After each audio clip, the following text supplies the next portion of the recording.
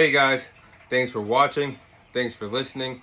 This is your host Thomas Tyree from On the Hot Podcast. Today, this will be episode 108. This is going to be a solo episode, just your host only. Of course, this episode is coming out on all four of our platforms: our Instagram account, our Facebook account, our YouTube account, and our Apple Podcast account. So let's go ahead and dive into the first segment.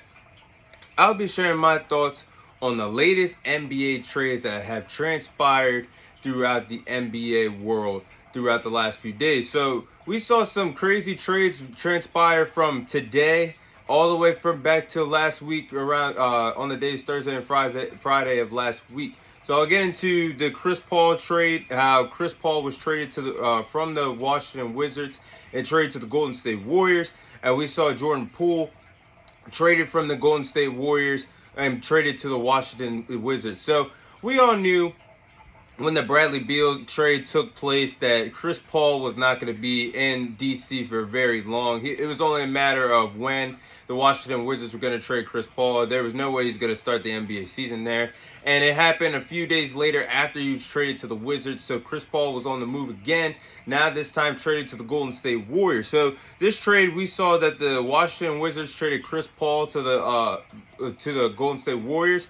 The Warriors traded Jordan Poole, a 2030 first round pick, and a 2027 second round pick to the Washington Wizards in exchange for Chris Paul. I like the trade for both teams. I like the trade for the Washington Wizards, and I like the trade for the Golden State Warriors. The Warriors are getting a Hall of Fame player in Chris Paul, one of the greatest point guards of all time.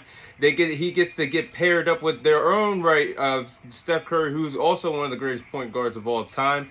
And I like that Chris Paul could be a leader coming off the bench, being a good role model for the young players of the Golden State Warriors, like a Jonathan Kuminga and several other young players that they have on their bench. I think Chris Paul could be a great guy coming off the bench.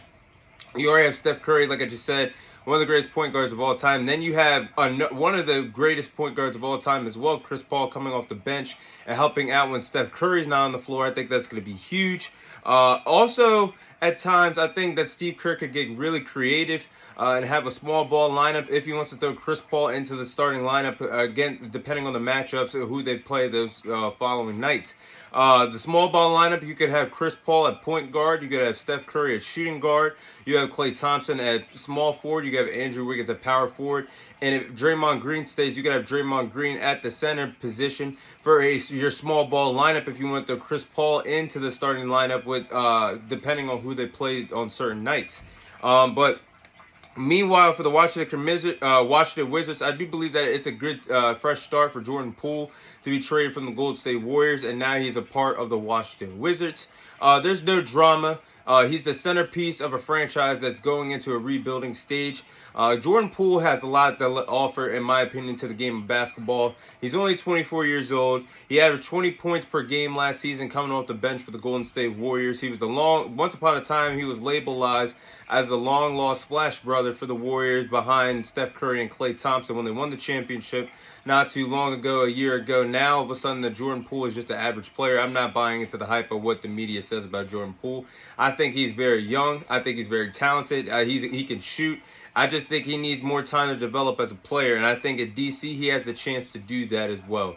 But moving on to the next big trade, we saw the big three-team trade that took place between the Boston Celtics, the Memphis Grizzlies, and the Washington Wizards. We saw the Boston Celtics receive Chris Porzingis, a 2024 first-round pick.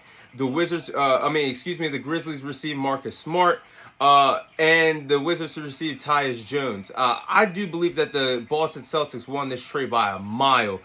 Brad Stevens, former head coach for the Boston Celtics, now has a job in the front office for the Boston Celtics. Had his way in this trade. I mean, you can't ask for more from what you got in Porzingis and 2 first-round picks. And you traded away. You got Chris Porzingis, who is coming off, in my opinion, the greatest season of his NBA career. Yes, has a history of missing time due to health reasons, but he looked pretty good with the Washington Wizards last season. And they trade away Marcus Smart for a value of 2 first-round picks. A former Defensive Player of the Year, Marcus Smart. You trade him to Memphis, you get a total of 2 first-round picks. The big three are Jason Tatum, Jaylen Brown and Chris Porzingis will be very good next year in Boston. If Chris Porzingis could stay on the court and stay healthy for the Boston Celtics. The only thing that the Boston Celtics need at this particular moment is a point guard. I thought they did a really good job getting Porzingis because they needed a big man with size. Yes, they have Al Horford, but he's aging. We saw his age is going to catch up to him very, very soon. Robert Williams. He's definitely an on and off player, someone that you're comfortable bringing off the bench. But is he a good is he a good power forward to have in your lineup? Is he a good center to have in your lineup? I think that's a good. He's a good blanket player to bring off your bench, a security blanket, I should say, to bring off your bench. The Memphis Grizzlies, though, getting Marcus Smart. They had two great defensive players in their lineup. Like I just said, Marcus Smart, former Defensive Player of the Year. And you have Jaren Jackson, who is a great defensive player as well. So you have two of those guys in your lineup, two guys that are really good, two of the best defenders that the NBA has to offer. They're in the conversation for being the best defenders in the game of basketball today. You have two of them in the lineup. I think that's going to help defensively for the Memphis Grizzlies. And then the Wizards get a young player in Tyus Jones, who did a good job recovering for Ja Morant at the point guard position when Ja Morant was unavailable, missing games due to injury or other reasons for the last few seasons. Tyus Jones did a pretty good job covering for Ja Morant, and the Memphis Grizzlies were winning games when Tyus Jones was in the lineup when Ja Morant wasn't. Now the Wizards have a front court duo of Tyus Jones at point guard, and they have Jordan Poole at shooting guard. I think that's a good front court duo for the rebuild, for sake of the future for the Washington Wizards. And then this trade that we got today, the Atlanta Hawks traded John Collins to the Utah Jazz in exchange for Rudy Gay.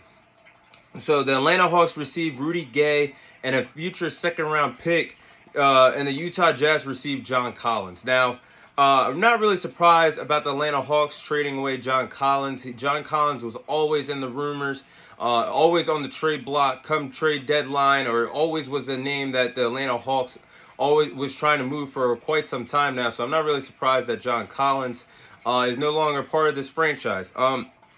And the Atlanta Hawks now saved $78 million trading away John Collins, who's on a 3-year, $78 million contract. So they get that $78 million contract off of their books after trading him to the Utah Jazz. But if I'm telling the truth, I'm not really sure if John Collins makes a difference for this young Utah Jazz team. I don't know if he's going to make the difference, because John Collins has all the capability in the world to take the next step. And playing alongside Trae Young and several other talented players in Atlanta, we never seen him take that next step, switch it into that next gear, and tap it to that next level in his NBA career thus far. So I really don't know what to say about this trade. I mean, Rudy Gay is an upgrade for the Atlanta Hawks, getting a future second-round pick, a veteran player to be in Atlanta. But Utah, I'm not really sure was it a good choice to take on John Collins, who has this contract. I'm not really sure if John Collins is going to be a good fit in Utah. We'll have to see. But those are my thoughts on the NBA trades that have transpired in the NBA world over the last several days.